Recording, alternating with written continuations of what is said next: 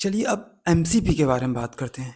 शायद नाम थोड़ा टेक्निकल लगे, लेकिन टेंशन नहीं, हम स्टेप बाय स्टेप समझेंगे। एमसीपी समझने का बेस्ट तरीका है एक चीज़ से शुरू करना जो हम पहले ही देख चुके हैं, और वो है टूल्स। अगर हम टूल्स की बात करें तो मान लीजिए कि एक फाइल मैनेजमेंट का एग्जांपल लेते हैं, जिसमें हम क्या करते हैं, एक फाइल क्रिएट करना है, दूसरा अपडेट करना है और तीसरा डिलीट करना है। सेम चीज़ डायरेक्टरी के लिए भी होता है, क्रिएट फ़ोल्डर, लिस्ट फ़ोल्डर और रिमूव फ़ोल्डर। अब ट्विस्ट ये है कि टूल्स यूजुअली एक स्पेसिफिक एजेंट के लिए बनाए जाते हैं। मतलब एक टूल को आप डायरेक्टली किसी दूसरे सिस्टम में नहीं डाल सकते, नहीं यूज़ कर सकते।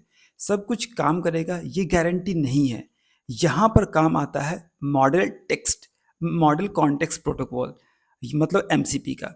एमसीपी एक ओपन प्रोटोकॉल है जो स्टैंडर्डाइज करता है एप्लीकेशन कैसे कॉन्टेक्स्ट और टूल एलएलएम को प्रोवाइड करते हैं। मतलब कि एक तरह से स्टैंडर्डाइजेशन है कि एप्लीकेशन कैसे कॉन्टेक्स्ट और टूल्स एलएलएम को प्रोवाइड कर सकते हैं ताकि वो उसको आगे यूज़ कर पाए। ये कंसिस्टेंट स्ट्रक्चर्ड वे देता है एलएलएम को बताने का कौन सा एक्शन अवेलेबल है और कैसे एग्जीक्यूट करना है, सिस्टम के इंटरनल डिटेल्स के परवाह किए बिना ही। अब ये बात ये है कि ये टूल प्रॉब्लम कैसे सॉल्व करता है।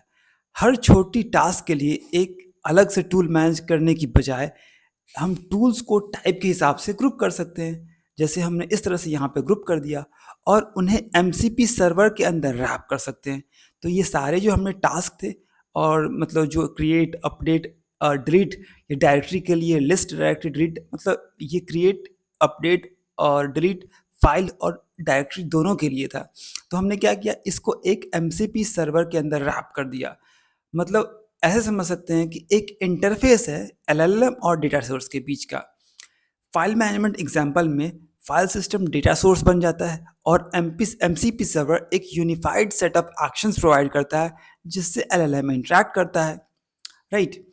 अब सिर्फ एक ही टाइप का काम नहीं करता है ये। हम अलग अलग एमसीपी सर्वर बना सकते हैं और अलग अलग डेटा सोर्स के लिए। जैसे एक पोस्टग्रेसक्यूएल डेटाबेस एक्सपोज करा दे, दूसरा हम गिट रिपोजिटरी का एक्सेस दे दे। तो एलएलएम की बात करें तो लो लेवल डिटेल्स के बारे में हम कुछ पता नहीं होता है, बस एमसीपी सर्वर से बात करता है और सही टूल चूज करता है अपने टास्क के लिए। अगर हमें फाइल सिस्टम यूज करना है तो file system MCP server, PostgreSQL use करना है तो पोस्टग्रेसक्यूएल एमसीपी सर्वर, गिट के लिए अलग अलग। मतलब कि क्या है कि सिंपल है कि एमसीपी सर्वर से बात करता है और सही टूल चूज करता है अपने टास्क के हिसाब से। अब एक छोटा सा कन्फेशन है कि हमने अभी थोड़ी देर पहले बोला बोला था कि एमसीपी सर्वर का, यहाँ पे ये एमसीपी सर्वर, लेकिन अगर हम बात करें तो ये पूरा सच नहीं है। रीज़न बीइंग कि एलएलएम खुद सर्वर को कॉल नहीं करता है, रादर एक एमसीपी क्लाइंट को कॉल करता है। मतलब ये है कि एलएलएम और एनवायरनमेंट के बीच कनेक्शन बनाता है और वो है एमसीपी क्लाइंट। और ये क्लाइंट कहाँ रन होता है, ये एमसीपी होस्ट के अंदर रन होता है। तो कुछ इस तरह से। अब कोई भी एप्लीकेशन हो सकता है, जैसे क्लाउड हो, या क्लाउड मतलब वो गूगल क्लाउड वाले हैं, CLAUDE, जैसे हमारा जेमिनी है, ग्रॉक है, या फिर चैट जीपीटी है। तो क्लाउड की बात करें तो जैसे क्लाउड डेस्कटॉप के अलावा फेवरेट IDP हो सकता है, या कोई एजेंटिक फ्रेमवर्क इंस्टेंस जो आप यूज़ कर सकते हैं वो हो सकता है। अगर हम होस्ट एमसीपी क्लाइंट यूज़ करके रेलेवेंट टेक्स्ट पुल करता है एक से ज़्यादा एमसीपी सर्वर से, और फिर उस कॉन्टेक्स्ट को एलएलएम के अंदर फीड करता है। मतलब जो भी अ, देखें तो अ, अलग मतलब रेलेवेंट कॉन्टेक्स्ट के हिसाब से पुल करता है। मल्टीपल एमसीपी सर्वर हो सकता है, जैसे फाइल सिस्टम के लिए file system MCP server, PostgreSQL के लिए पोस्ट सीक्वल एमसीपी सर्वर, कुछ इस तरीके से। अगर आप एमसीपी के बारे में और सीखना चाहते हैं तो हम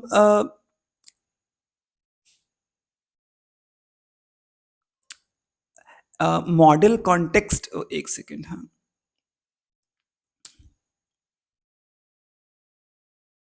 ओके। तो एक वेबसाइट है model context protocol dot I O.